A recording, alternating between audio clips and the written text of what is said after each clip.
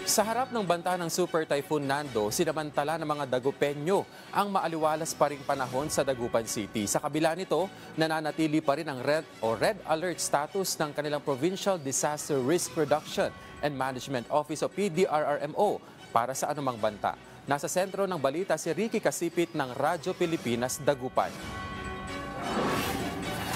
Bagamat nananatiling na sa ilalim ng Tropical Cyclone Wind Signal number 1 ang buong Pangasinan dahil sa Super Typhoon Nando, patuloy pa rin ang mainit at maaliwalas na panahon sa lalawigan.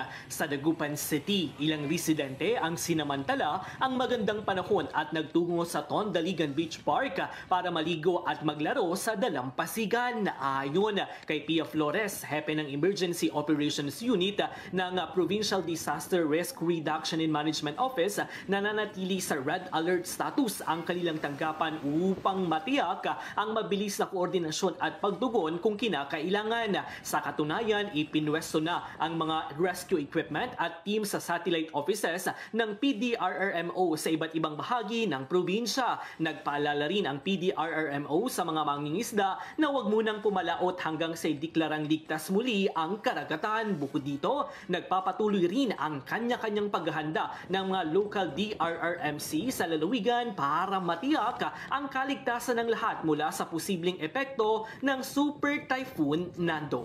Mula sa Dagupan City para sa Integrated State Media, Ricky Kasipit ng Radyo Pilipinas, Radyo Publiko.